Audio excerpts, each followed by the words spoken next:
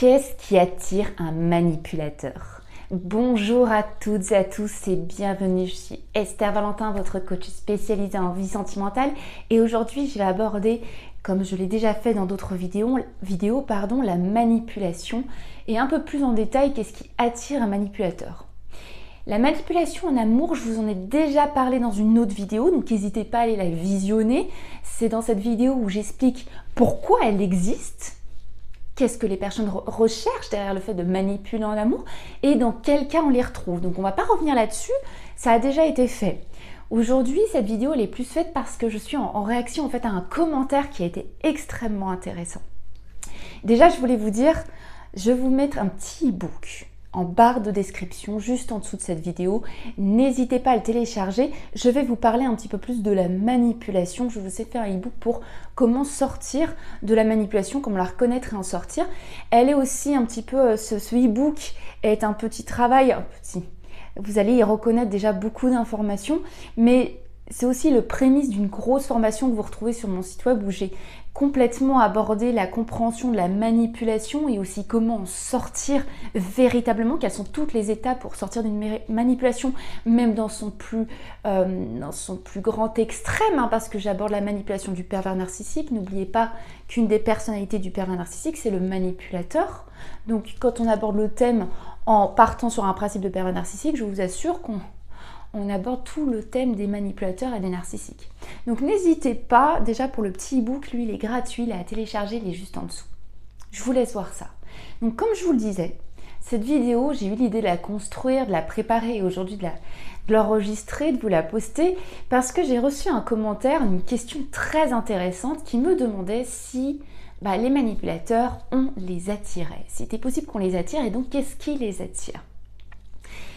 Et en fait, on va retrouver là, le travail qu'on retrouve très souvent en termes de développement personnel, c'est je me dois d'observer si je reproduis une situation, en tout cas si je me refais vivre une situation ressemblante à des situations déjà vécues, et si j'ai cette tendance à reproduire, à faire des ressemblances, un schéma de fonctionnement qui a l'air de tourner en boucle avec en tout cas ces points de ressemblance comme je vous le dis, je me dois de prendre un pas de retrait pour reconnaître ma part de responsabilité. Je vais vous expliquer plus en détail ce que j'entends par part de responsabilité. Ma part de responsabilité, ça va être ma part de pouvoir dans ces situations qui ont l'air de se répéter. Je fais une petite parenthèse, il faut bien distinguer, faire une différence entre faute et responsabilité, parce que la responsabilité, c'est qu'est-ce que moi je peux en faire. Ce n'est pas qui a généré ça ou qu'est-ce qui a généré ça. Parce que la faute peut être tout à fait liée à une autre personne, une situation, un événement de vie. Ce n'est pas votre faute. Mais peu importe de la faute à qui c'est, on va se concentrer sur qu'est-ce que j'en fais, qu'est-ce que je peux en faire. Je vis une rupture qui n'est peut-être pas de ma faute, et encore ça tout est relatif sur les ruptures amoureuses, mais qu'est-ce que j'en fais maintenant? On m'a déposé un bébé devant la porte. J'ai ouvert la porte, je vois un bébé. C'est pas ma faute, j'ai pas demandé, non, c'est pas le mien. Ça, c'est un exemple qui est très représentatif de la différence entre faute et responsabilité. Ce bébé, c'est pas du tout ma faute s'il est là. Pourtant, j'ai une responsabilité maintenant. Qu'est-ce que j'en fais? Si je referme la porte, c'est déjà de ma responsabilité de jouer l'ignorance. C'est de ma responsabilité, mais ce n'est pas de ma faute. Vous comprenez bien la distinction? Donc, être dans ces situations, ce n'est pas forcément de votre faute, mais quelle va être votre part de responsabilité, donc de pouvoir d'agir? C'est là qu'on va devoir reconsacrer son énergie.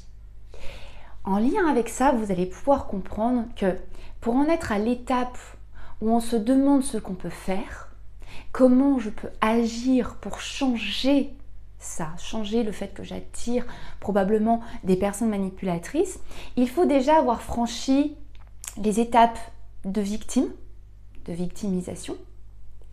Cette étape-là, et une autre que je vais vous dire, mais cette étape de victimisation, ça va être de reporter la faute sur l'autre et de s'y attarder. Je m'explique encore une fois un petit peu mieux, je suis à l'étape de chercher l'ennemi. Se reconnaître en tant que victime, quand on est dans des violences psychologiques, évidemment, vous allez entendre de n'importe quel professionnel, c'est essentiel. Parce que déjà, dans l'étape de victime, il y a plusieurs étapes à passer. Je me reconnais en tant que victime, mais je vais avoir encore plusieurs étapes à passer. C'est-à-dire que si je me reconnais en tant que victime, mais que je suis vraiment à chercher l'ennemi, ça peut se faire par exemple dans une blessure adulte où on va se dire « mes parents m'ont fait ça, ne m'ont pas éduqué correctement. C'est de la faute à mes parents, c'est à cause d'eux, sans eux, j'aurais pas été comme ça. » C'est peut-être vrai, d'accord ? Comme je vous l'ai dit tout à l'heure, c'est pas de votre faute. Mais tant qu'on est bloqué à cette étape, nécessaire certes, pour passer à une étape suivante, mais si on y reste bloqué, nous n'avons absolument pas d'énergie à retourner vers « ok, mais qu'est-ce que j'en fais maintenant ? Comment je peux ne pas rester bloqué là ? Comment j'en fais quelque chose ? Peu importe les bagages qu'on m'a donnés, qu'est-ce que j'en fais ? Ben, si on reste bloqué à rechercher l'ennemi, oui, mais c'est lui, oui, mais lui c'est un monstre, oui, mais lui... Vous avez compris, elle est essentielle cette étape, de reconnaître les torts. Mais pour ensuite redétourner son énergie, parce qu'on n'aura pas son énergie à tout faire en même temps, à chercher un ennemi et à chercher comment avancer avec ce qu'on a, on n'a pas l'énergie à faire les deux en même temps. Donc quand on va devoir arrêter de chercher l'ennemi, on va pouvoir enfin se concentrer sur « ok, oui, j'ai été une victime, oui, il y a une personne qui m'a fait ça, ressentir ça, et maintenant, moi, qu'est-ce que je fais ?» Et ensuite, il y a une deuxième étape à franchir, ça va être une étape de la culpabilité. Se culpabiliser en termes de punition. Je suis stupide, c'est toujours moi qui choisis des personnes qui me manipulent, je fais toujours ça. La culpabilité est intéressante en termes d'émotion, en termes de ressenti dans la vie. Elle est un indicateur qu'il y a quelque chose qui nous dérange dans notre manière de faire et qu'on aimerait faire différemment. C'est pareil si on bloque à l'étape où on veut la maintenir, cette culpabilité, pour s'auto-flageller et se faire souffrir, on ne va pas avancer. Donc culpabiliser 5 minutes en se disant 5 minutes, vous comprenez que c'est une expression. C'est pour dire que ça doit être un instant pour comprendre qu'on est en train de culpabiliser parce qu'on n'apprécie pas notre manière de fonctionner et donc on va s'en servir comme indicateur pour se dire je vais agir différemment. Par contre, si on veut se morfondre à l'état de victime ou à l'état de coupable, on n'est pas du tout dans une démarche de se demander qu'est-ce que j'en fais, comment j'agis pour faire différemment. Donc vous comprenez, il faut vraiment, je suis une victime, c'est ok, heureusement, merci à moi de le reconnaître. Ensuite, j'ai ma part de responsabilité, mais je ne suis pas un coupable, je vais arrêter de me punir, je fais du mieux que je peux. Et maintenant, je vais aller chercher un mieux différent, encore plus en accord avec ce que je voudrais, grâce à tout ce que j'ai appris. Ok, c'est là que je souhaiterais vous emmener. Maintenant, on va regarder les comportements. Donc, quand on est en ce stade de comprendre sa part de responsabilité, et donc, qu'est-ce qui est en notre pouvoir et pourtant qui attire le manipulateur, la manipulatrice, en tout cas la manipulation, et donc ce que je peux faire pour ne plus aller vers elle, mais surtout ne plus la tolérer, cette manipulation. Il y a généralement 2 choses qu'il va falloir regarder d'un petit peu plus près. Le manque d'estime de soi. Et là, ça me donne l'idée de vous rajouter dans la barre de description un petit book sur l'estime de soi et comment augmenter son estime de soi. Ça sera toujours intéressant à aller creuser. Si vous ressentez que c'est quelque chose qui vous manque, vous allez comprendre pourquoi. Donc le manque d'estime de soi peut attirer la manipulation. Pourquoi ? Parce que l'estime de soi inclut ce que je pense mériter recevoir. Donc si ce que je pense mériter très inconsciemment, c'est le rat des pâquerettes, je vais laisser entrer le minimum syndical, même intolérable, dans ma vie.